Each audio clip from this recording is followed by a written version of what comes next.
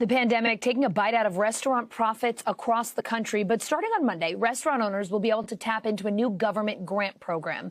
NBC News senior business reporter Ben Popkin is here with me. Ben, the Small Business Association is setting aside $28.6 billion for the Restaurant Revitalization Fund. That's a whole lot of money, and I know they really need it. How does it work? Well, the basic idea is you got to spend money to make money. So at the same time that vaccinations and stimulus cash are pulling customers back into restaurants, they're struggling to have the capital to meet that demand. So starting Monday at noon Eastern, a new $28.6 billion Restaurant Revitalization Fund is authorized as part of the $1.9 trillion additional coronavirus relief package signed by Biden last month. Will begin giving out grants. So these restaurants, they can make payroll and benefits. They can invest in that outdoor seating, secure food, supplies, other basic expenses.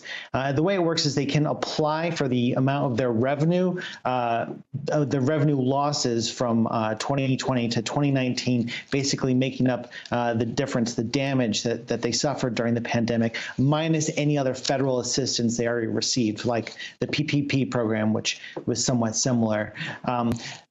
They've learned a few things. They're doing things a little bit differently. That program, the PPP, had a lot of technological problems. This time, restaurants, they can apply through their point of sale provider, the company that's already making their cash register device like Square or NCR, or go directly to restaurants.sba.gov. This ameliorates the problem of restaurants and business owners who were trying to work with their bank and calling up banks across town, even across the country, just to try to get a loan. And so this time around, the SBA is even offering free training webinars, very pro customer service this time around. They're trying to meet the restaurants where they are. So, Ben, let's just talk about some of the differences here, right? Because you mentioned the PPP program, and we all know about the problems they had with that early on, right? I mean, some of the money was, quite frankly, impossible to get your hands on for folks who were in need. A lot of it went to people who didn't necessarily need it or maybe should not have qualified. So what's the SBA doing to make sure that is not happening here and that these restaurants who are having such a hard time, the ones who are on the brink of closing, are able to get some of the money they need to survive? So let's be clear about one thing, Allison. So the reason why that happened is there were no guardrails set up on the program, very few limitations. So this time Congress specifically mandated that the SBA put some of those guardrails.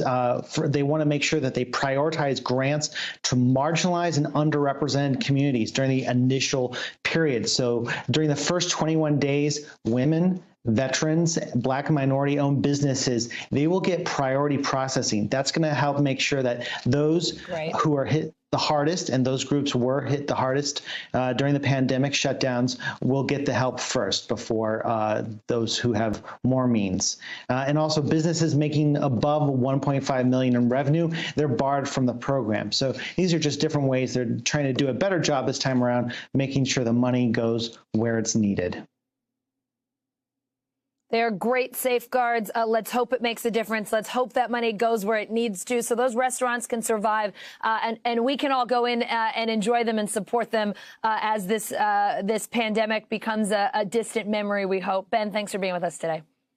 Absolutely. Hey, NBC News viewers, thanks for checking out our YouTube channel. Subscribe by clicking on that button down here and click on any of the videos over here to watch the latest interviews, show highlights, and digital exclusives. Thanks for watching.